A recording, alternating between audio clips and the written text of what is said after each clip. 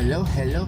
Welcome back to another episode of Your Success DNA show from YourSuccessAtLast.com. That motivational oomph that you're going to need every single day, bringing you those core inspirational building blocks that are going to help you get what you need to get done. Whew, Thursday, man, week's almost over. I bet you've gotten a lot accomplished this week, haven't you? Yeah. Well, okay, maybe you don't feel like you've gotten a lot accomplished, but if you think about it and go back over the things you've done this week, maybe there's a whole bunch of little things that you've gotten done, right? I mean, you turned in that report, took your kid to the doctor because she wasn't feeling well, helped that nice lady with her bags on her way from her car into her home.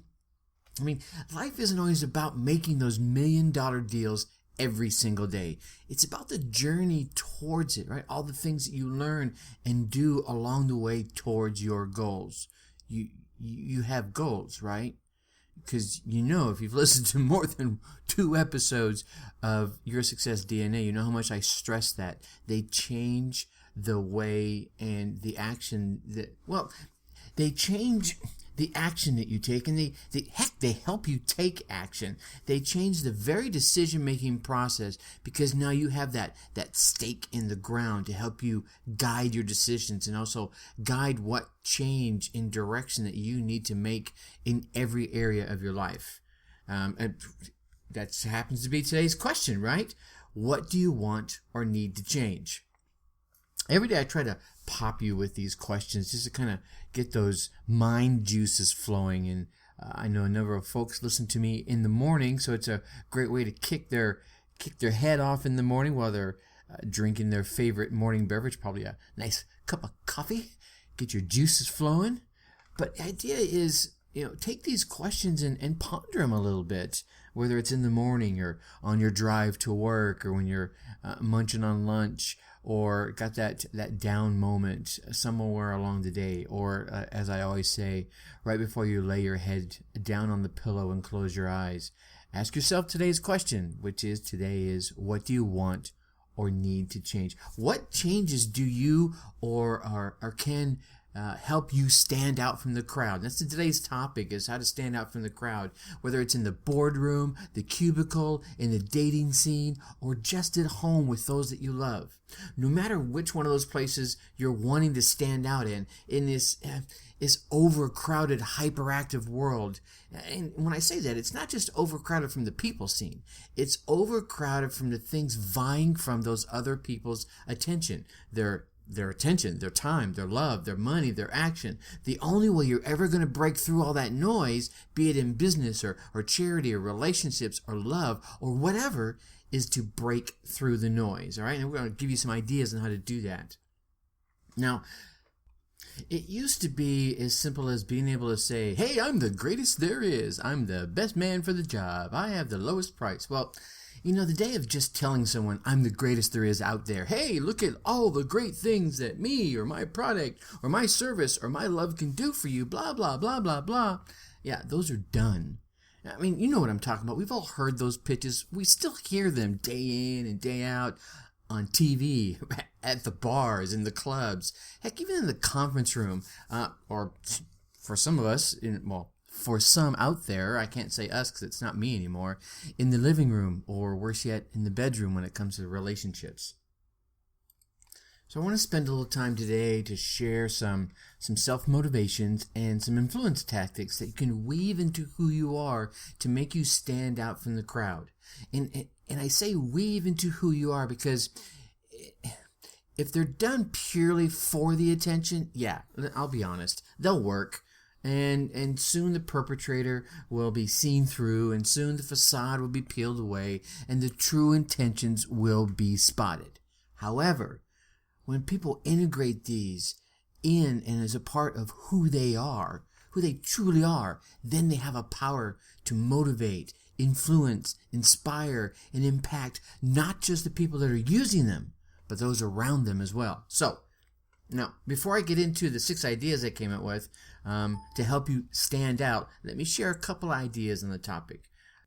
As I'm thinking about it right now, I could even probably have given this a subtitle of 10 ideas to help you stand out from the crowd, because these four little concepts here can certainly be ideas unto themselves. But I'm not going to change the title now. I'm just going to share the information with you. How about that?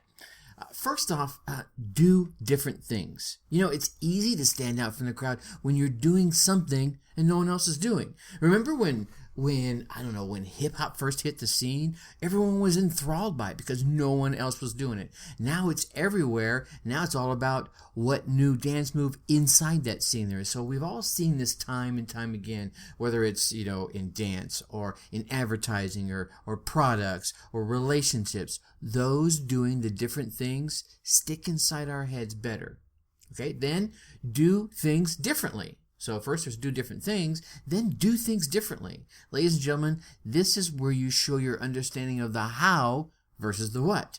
This is where you take something common and give it a little extra giggle, a little extra laugh, throw some spice on it, add some elegance to it, or that extra touch of class depending on the situation. All right.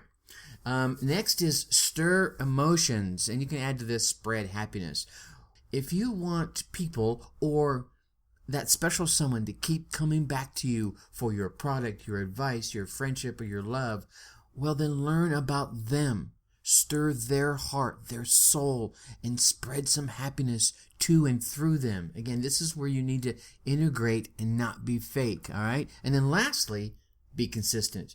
While doing any of these ideas I just mentioned, the ones I'm going to mention once, can have a quick impact. If you really want to stand head and shoulders above the crowd in business, in love, in family, or whatever, develop your style and who you are to the point where people can count on it, and we'll talk about it. All right?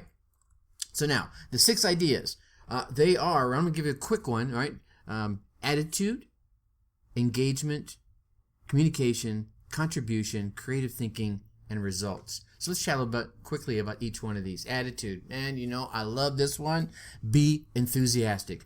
Be positive. Be engaging. Be passionate. An upbeat professional attitude stands out no matter what is going on.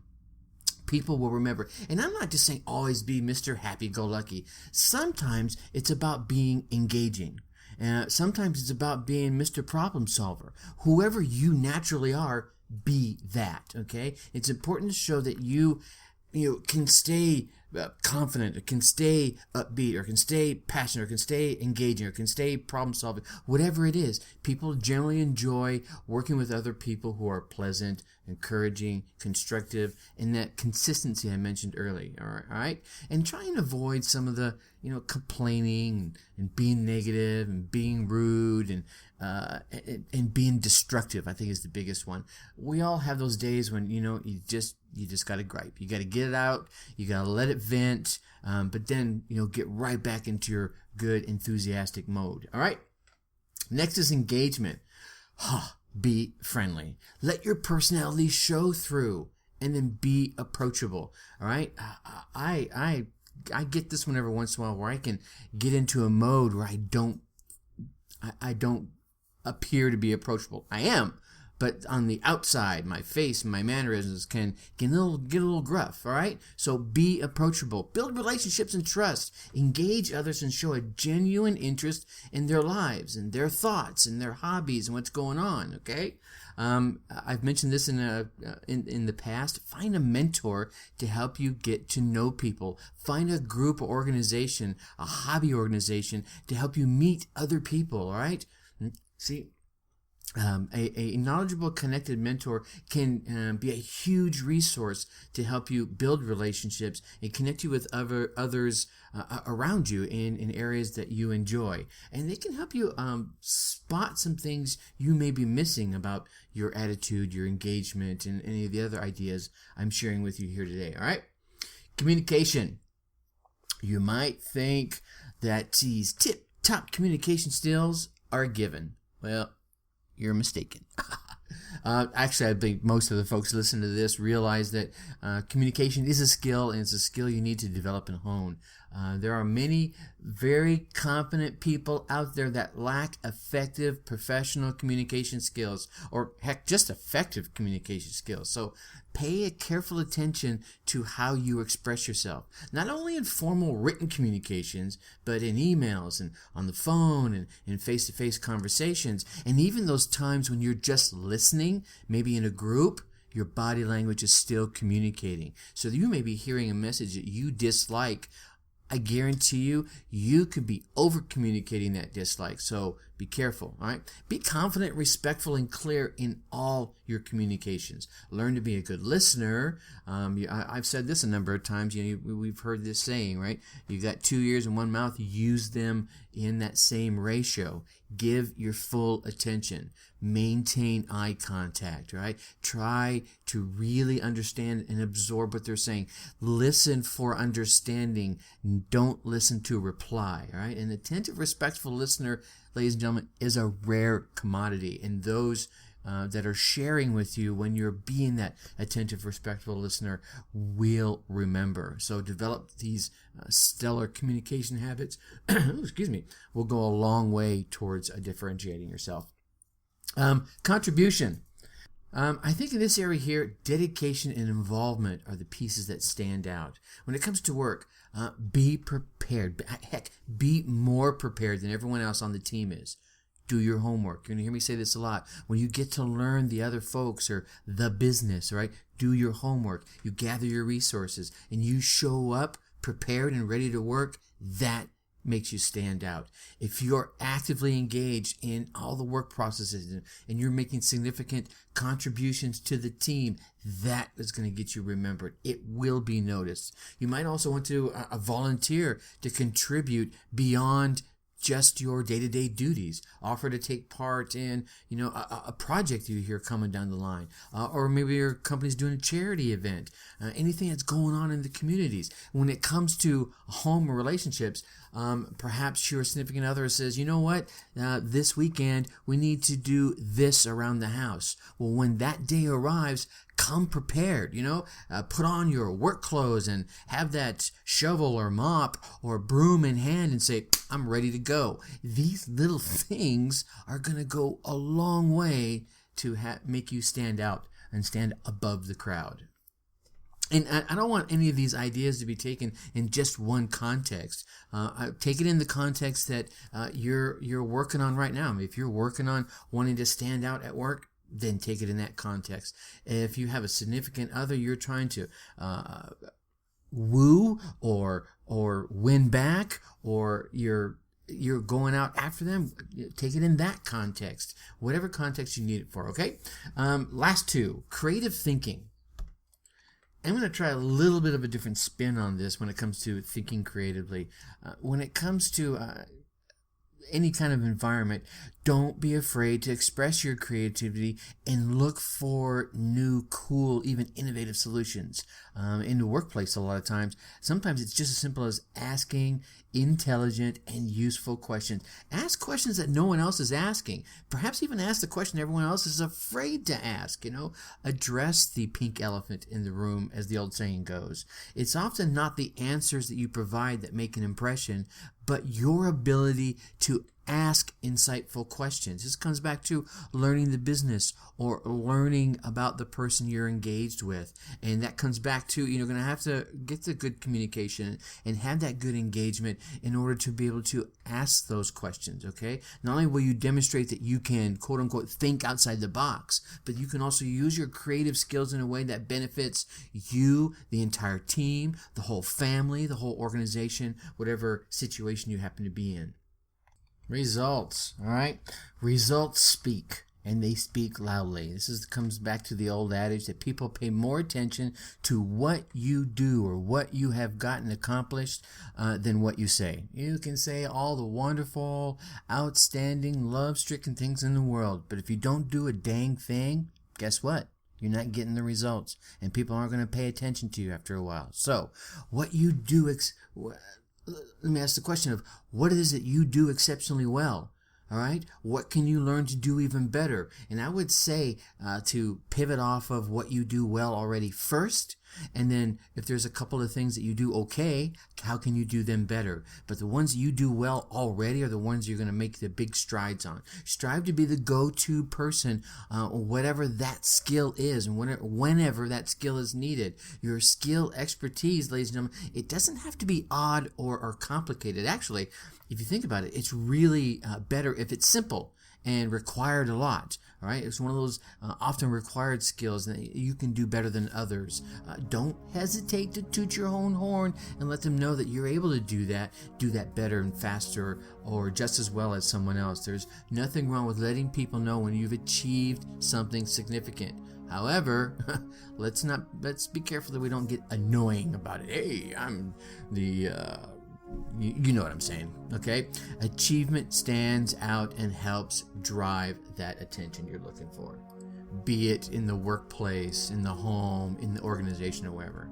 See, at the end of the day, right, you give your best, you perform well, and you hope it gets you noticed. But while good performance in itself is important and critical to advancing your career, or your relationship, or your business, unfortunately, it's not always enough. There's so many other people, that they're out there doing great work as well. You do, and you have to do, and you have to be something more these days to stand out from the crowd. If you're trying to get that lady or that man's attention, if you're trying to get that business prospect's attention, you're trying to get your significant other's attention and keep them close to you, all right? If you're trying to get your boss's attention, how do you make sure people remember you, right? How do you make a solid, lasting impression? What makes you different, and how can you stand out from the rest? Well, these ideas can help you do all of that. It's not a massive difference. You don't need massive differences. Those are not required, but a noticeable one is. Often, the simplest differentiation can be the key to establishing your brilliance. And we all want to be brilliant. And you are brilliant in many ways, all right? You can sit down and think about the one or two ways you are just different than everyone else around you, and let's hone in on that. The key is to decide what's different about you, and then learn to capitalize it. Pay attention to what you do best, what you bring to the table, what, ladies and gentlemen, is special about you. Be memorable, or be unique, be remarkable, and be talented, be professional, be reliable, be creative, and be interesting. I'm stumbling over my words here, right? Let what's different about you be visible. Work on cultivating that specialness inside you, and you will get noticed. All right? There you have it. Tomorrow we're going to talk about players versus pretenders. I scratched on this just a little bit about, integrating these things into who you are, so you're not a player, so you can be a player versus a pretender. With that, I'm going to leave you like I always do. Think successfully. Take action. Talk to you later. Bye-bye.